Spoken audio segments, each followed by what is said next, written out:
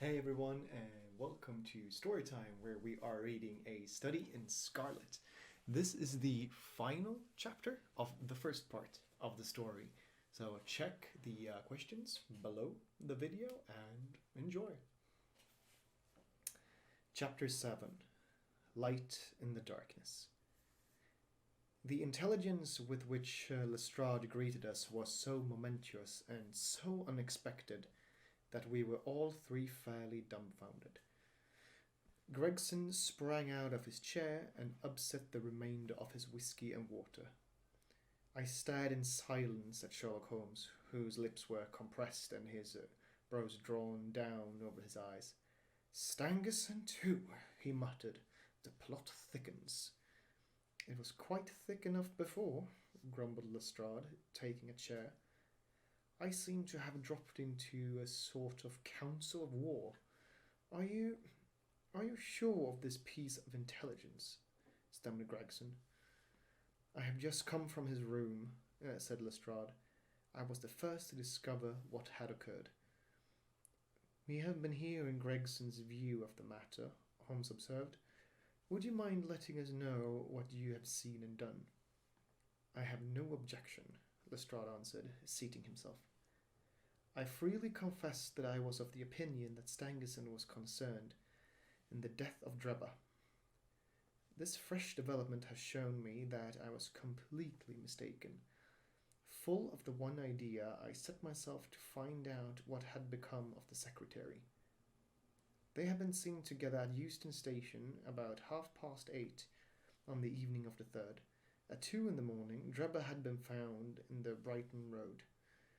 The question which confronted me was to find out how Stangerson had been employed between 8:30 and the time of the crime, and what had become of him afterwards. I telegraphed to Liverpool, giving a description of the man and warning them to keep a watch upon the American boats. I then set to work, calling upon all the hotels and lodging houses in the vicinity of Euston. You see, I argued that if Drebber and his companion had become separated, the natural course for the latter would be to put up somewhere in the vicinity for the night, and then to hang about the station again next morning. "They would be likely to agree on some meeting place beforehand," remarked Holmes. "So it proved. I spent the whole of yesterday evening in making inquiries, entirely without avail.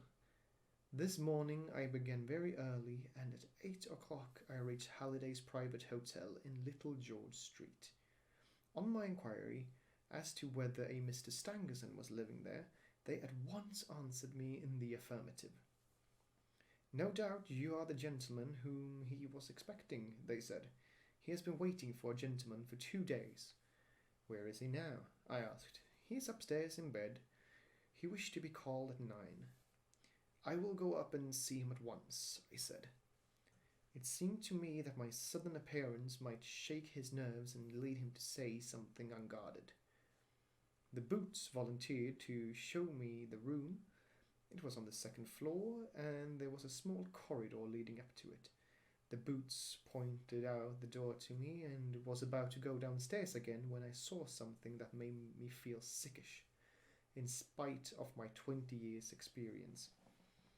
From under the door there curled a little red ribbon of blood, which had meandered across the passage and formed a little pool along the skirting at the other side. I gave a cry which brought the Boots back. He nearly fainted when he saw it. The door was locked on the inside, but we put our shoulders to it and knocked it in. The window of the room was open, and beside the window, all huddled up, lay the body of a man in his nightdress. He was quite dead, and had been for some time, for his limbs were rigid and cold. When we turned him over, the Boots recognized him at once as being the same gentleman who had engaged the room under the name of Joseph Stangerson. The cause of death was a deep stab in the left side, which must have penetrated the heart. And now comes the strangest part of the affair. What do you suppose was above the murdered man? I felt a creeping of the flesh and a presentiment of coming horror, even before Sherlock Holmes answered. The word Rache, written in letters of blood, he said. That was it, said Lestrade in an awestruck voice, and we were all silent for a while. There was something so methodical and so incomprehensible about the deeds of this unknown assassin that it imparted a fresh ghastliness to his crimes. My nerves, which were steady enough on the field of battle, tingled as I thought of it. The man was seen, continued Lestrade. A milk boy passing on his way to the dairy happened to walk down the lane which leads from the mews at the back of the hotel. He noticed that a ladder, which usually lay there, was raised against one of the windows of the second floor, which was wide open. After passing, he looked back and saw a man descend the ladder.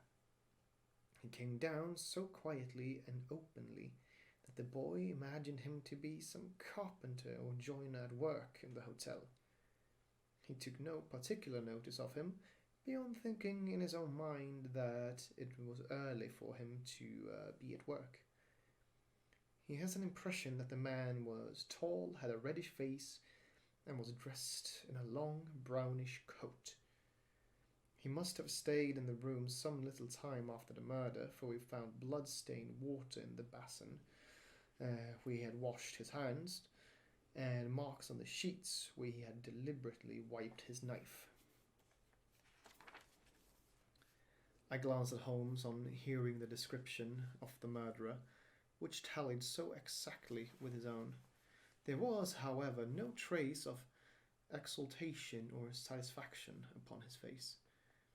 Did you find nothing in the room which could furnish a clue to the murderer? He asked. Nothing. Stangerson had Drebber's purse in his pocket, but it seems that this was usual, as he did all the paying. There was 80-odd pounds in it, but nothing had been taken. Whatever the motives of these extraordinary crimes, robbery is certainly not one of them. There were no papers or memoranda in the murdered man's pocket, except a single telegram dated from Cleveland about a month ago, and containing the words J.H. is in Europe. There was no name appended to this message, and there was nothing else, Holmes asked. Nothing of any importance. The man's novel, with which he had read himself to sleep, was lying upon the bed, and his pipe was on a chair beside him. There was a glass of water on the table, and on the windowsill a small chip ointment box containing a couple of pills. Sherlock Holmes sprang from his chair with an exclamation of delight. "The last link!" he cried exultantly. "My case is complete." The two detectives stared at him in amazement. "I have now in my hands," my companion said confidently, "all the threads which have formed such a tangle. There are, of course, details to be filled in, but I am as certain of all the main facts from the time that Drebber parted from Stangerson at the station up to the discovery of the body of the ladder, as if I had seen them with my own eyes. I will give you proof of my knowledge. Could you lay your hand upon those pills?" "I have them," said Lestrade, producing a small white box. "I took them and the purse and the telegram, intending to have them put in a place of safety at the police station. It was the merest chance my taking these pills, for I am bound to say that I do not attach any importance to them." "Give them here," said Holmes. "Now, doctor," turning to me, "are those ordinary pills?" They certainly were not. They were of a pearly grey colour, small, round, and almost transparent against the light. From the lightness and transparency, I should imagine that they are soluble in water, I remarked. "Precisely so," answered Holmes. "Now, would you mind going down and fetching that poor little devil of a terrier, which has been bad so long, and which the landlady wanted you to put out of its pain yesterday. I went downstairs and carried the dog upstairs in my arms. Its laboured breathing and glazing eyes showed that it was not far from its end. Indeed, its snow-white muzzle proclaimed that it had already exceeded the usual term of canine existence. I placed it upon a cushion on the rug. I will now cut one of these pills in two, said Holmes, and drawing his penknife, he suited the action to the word. One half we return into the box for future purposes. The other half I will put in this wine glass, in which is a teaspoonful of water. You perceive that our friend the doctor is right, and that it readily dissolves. This may be very interesting, said Lestrade, in the injured tone of one who suspects that he is being laughed at. I cannot see, however, what it has to do with the death of Mr. Joseph Stangerson. Patience, my friend, patience. You will find in time that it has everything to do with it. I shall now add a little milk to make the mixture palatable. On presenting it to the dog, we find that he laps it up readily enough. As he spoke, he turned the contents of the wine glass into a saucer and placed it in front of the terrier, who speedily licked it dry. Sherlock Holmes' earnest demeanour had so far convinced us that we all sat in silence, watching the animal intensely and expecting some startling effect. None such appeared, however. The dog continued to lie stretched upon the cushion, breathing in a laboured way, but apparently neither the better nor the worse for its draught. Holmes had taken out his watch, and as minute followed minute without result, an expression of the utmost chagrin and disappointment appeared upon his features. He gnawed his lip, drummed his fingers upon the table, and showed every other symptom of acute impatience. So great was his emotion that I felt sincerely sorry for him, while the two detectives smiled derisively, by no means displeased at this check which he had met. "It can't be a coincidence," he cried, at last springing from his chair and pacing wildly up and down the room. "It is impossible that it should be a mere coincidence. The very pills which I suspected in the case of Drebber are actually found after the death of Stangerson, and yet they are inert. What can it mean? Surely my whole chain of reasoning cannot have been false. It is impossible, and yet this wretched dog is none the worse. Ah, I have it, I have it." With a perfect shriek of delight, he rushed to the box, cut the other pill in two, dissolved it, added milk, and presented it to the terrier. The unfortunate creature's tongue seemed hardly to have been moistened in it before it gave a convulsive shiver in every limb, and lay as rigid and lifeless as if it had been struck by lightning. Sherlock Holmes drew a long breath and wiped the perspiration from his forehead. "I should have more faith," he said. "I ought to know by this time that when a fact appears to be opposed to a long train of deductions, it invariably proves to be capable of bearing some other interpretation. Of the two pills in that box, one was of the most deadly poison, and the other was entirely harmless. I ought to have known that before ever I saw the box at all." This last statement appeared to me to be so startling that I could hardly believe that he was in his sober senses. There was a dead dog, however, to prove that his conjecture had been correct. It seemed to me that the mists in my own mind were gradually clearing away, and I began to have a dim, vague perception of the truth. "All this seems strange to you," continued Holmes, "because you failed at the beginning of the inquiry to grasp the importance of the single real clue which was presented to you.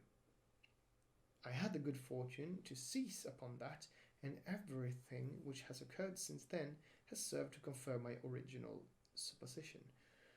And indeed, was the logical sequence of it.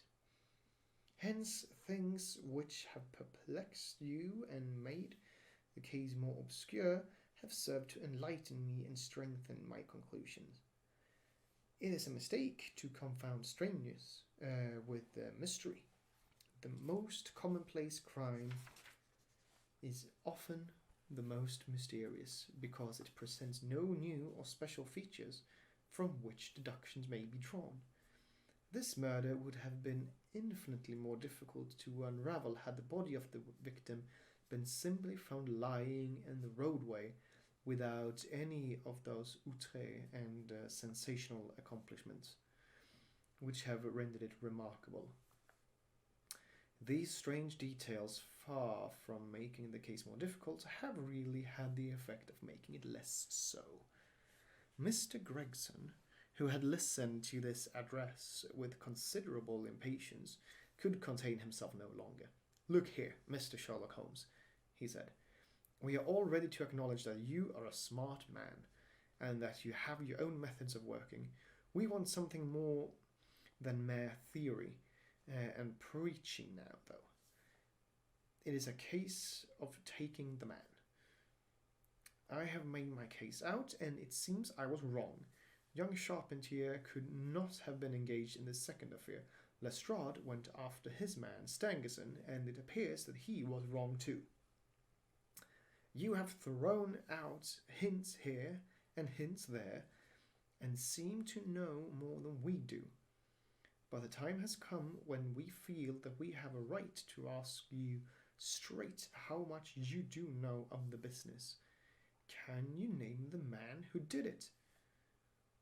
"I cannot help feeling that Gregson is right, sir," remarked Lestrade. "We have both tried, and we have both failed. You have remarked more than once since I have been in the room that you had all the evidence which you require. Surely you will not withhold it any longer." "Any delay in arresting the assassin," I observed, "might give him time to perpetrate some fresh atrocity." Thus pressed by us all, Holmes showed signs of irresolution. He continued to walk up and down the room with his head sunk on his chest and his brows drawn down, as was his habit when lost in thought. "There will be no more murders," he said at last, stopping abruptly and facing us. "You can put that consideration out of the question. You have asked me if I know the name of the assassin. I do. The mere knowing of his name is a small thing, however, compared with the power of laying our hands upon him.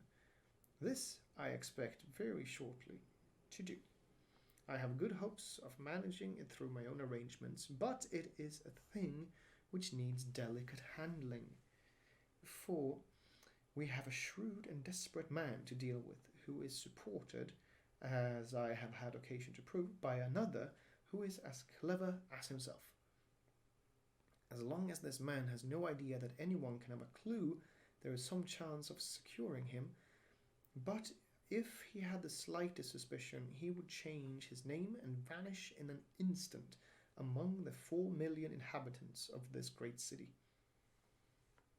Without meaning to hurt either of your feelings, I am bound to say that I consider these men to be more than a match for the official force, and that is why I have not asked your assistance.